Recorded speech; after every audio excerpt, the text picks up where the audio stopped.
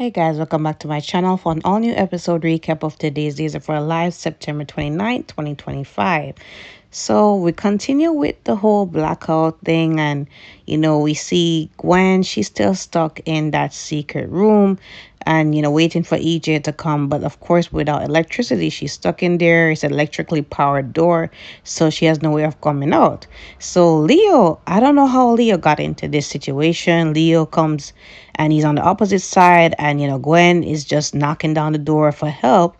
Leo is surprised to see that Gwen is on the other side, so of course she's not expecting him to be there, but she is of course desperate to come out.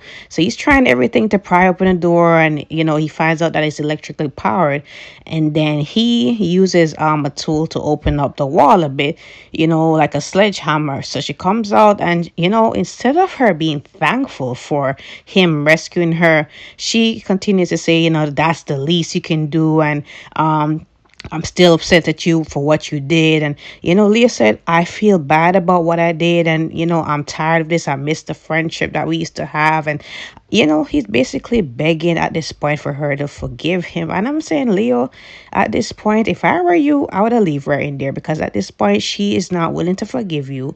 And you really went out of your way. You did the mature thing to rescue her. And she is not even the least grateful to say, okay, thank you for rescuing me. Even though we're not on the path to friendship, at least be thankful that he actually helped you. So she's asking what he's doing here. So he said that, okay, I heard about the blackouts. I'm on the scoop to find out the source of what happened. And she continues to think about the flashback with her and EJ, and what happened with that, how the electricity is being sourced. So anyways, he asked why she's here. So she said that EJ reached out to her for a donation to the free clinic that he's building. So he wanted to pry into it. So she said no, it's where all the top-notch equipments are being secured and all of that. So anyways, she said that she would stay here until EJ comes, but he said, it's not safe, and I have one flashlight. And she said, I know how you are with one when you have one item in control, or in use. So she's alluding to the whole thing with him and Dimitri yet again, because she's still not over it. So he said, at least let me get you out of here and all of that. I understand that you're still not trusting in me and all of that, but it's best to just rely on me to get you out of here. So she does budge, and she follows him. But I'm saying, her loss, like, Leo, go about your business. Let her stay there, because at this point, like, it's just tiring for you to be begging like some little puppy dog, like asking her, okay, can you can you forgive me? Can you forgive me? I miss your friendship. Like, it is what it is. She doesn't want to forgive you. Move on, right? Is it me that's not really here for Kat and Chad? I'm neutral on this whole couple.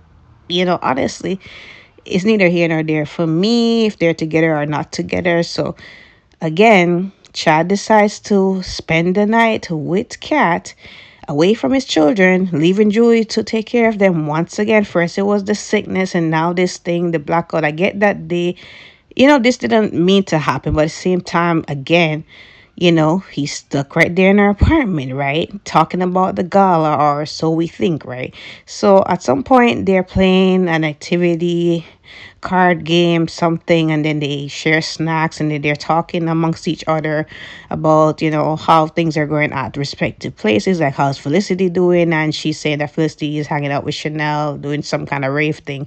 And then he also said he spoke to Julie, and that the Charlotte and Thomas, Charlotte is sleeping, and then Thomas and Rachel, they're bored. They're kind of running around trying to find something to do in the blackout. So anyways, Kat shared some more things about herself, that she used to travel around Europe backpacking, and also there's not much to her, even though we know there's more to her. She's a secret agent, but she hasn't told Chad that yet. So anyways, it wasn't much to this scene, more than, they start kissing, they kiss, and they kiss, and they kiss. And honestly, it was just really awkward to watch for me. It wasn't really no passionate, nothing between the two of them. A little bit awkward for me.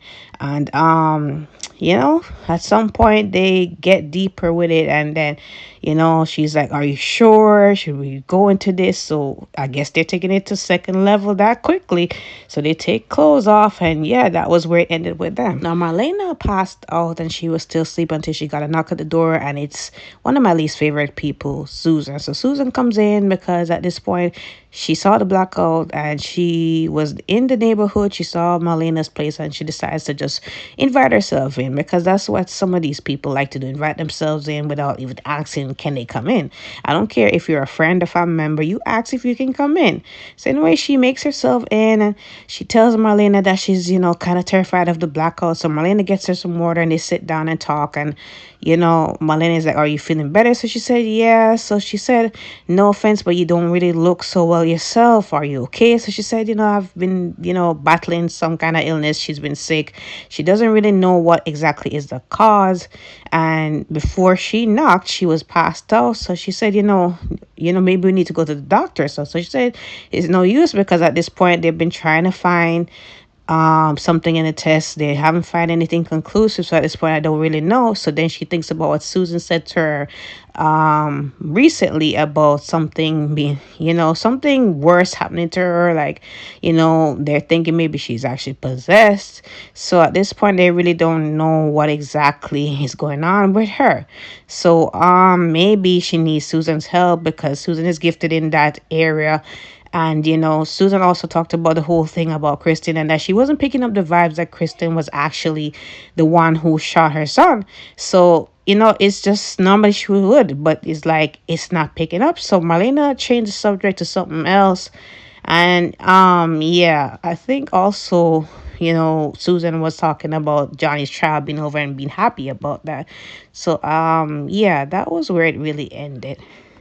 So EJ and Belle, right? So they're stuck in the elevator still because of the blackout. And of course, Belle takes the opportunity to just, chastise him for how he treated her during the trial. And she's still upset with him, obviously, about how he just exposed her in the trial, how she felt after that, given that they've been in a relationship. And she just regrets really giving her time, her body, her mind, effort to him, right? So he still feels the type of way and he regrets everything. And she regrets being with him in the first place, and he regrets just not handling the situation properly with him, with Johnny and her, right? So he's sorry about that. So, she kept just picking at him about how she really hates being stuck in the elevator with him. And she has this asthma attack where she's blaming him for his perfume. And, he's saying that that never bothered her before, but she said in close spaces and, she had a flare up. So he's trying to be the gentleman, trying to be helpful, trying to offer her his jacket at one point because she wanted to rest. And she said, no, I don't want nothing from you. Just being prideful and all that. Like you're in a different situation in the elevator. At this point, you need to just suck your pride up and just take the help. Because regardless of how you feel, he was actually trying to be helpful, right? But anyway, she kept, dodging him and everything. And he also they also talked about John's will and that he's willing to sign any paperwork that her and Marlena would want.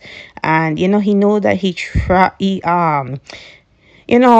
did a lot to John, and he also said that he wanted to honor him in death, because he didn't do that in his lifetime, right? So that's the least he can do, and he thanks him for raising a wonderful daughter in Belle, right? So at some point he offers her the jacket again, and she accepts it this time, and she thinks about the words that he actually said as well, right? So moving forward as well. So this to me was the most entertaining, not because of the adults but the kids. So Julie has Thomas and Charlotte there, and they're of course bored because they don't have no electricity, no devices.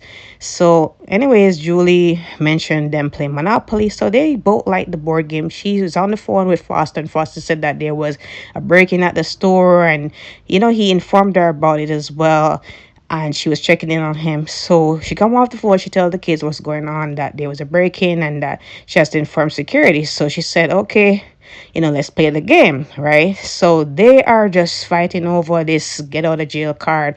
And Julie says to Thomas, like, there's such a thing as, a sore loser and a sore winner. So just give Rachel the card, right? He didn't want to do it, but he reluctantly did. So she goes out to go, make some popcorn on the stove and tell them to play nice. They were actually doing that, talking about school and the teacher and everything. And then at some point, Rachel brings up the whole thing with seeing his dad and Kat kiss and that they're actually girlfriend and boyfriend. So Thomas is saying, his dad didn't tell him anything like that, right? So he's saying that's not true. He wouldn't say that and all that. So, Rachel said people who are friends do not kiss like that. So, maybe he lied to you and all that. And that's not only it. Kat also was parading as your late mom while me and my mom were in the Mirror Mansion. So now Thomas didn't know about that. So now Chad has some explaining to do, right? And I'm surprised that Julie didn't come in and hear all of this. But Rachel, you are just like your mom. But this was honestly the most entertaining scene out of today's episode. Comment below your thoughts on today's episode. Let me know what you guys think. Don't forget to like, follow, subscribe to my channel. I will see you guys tomorrow.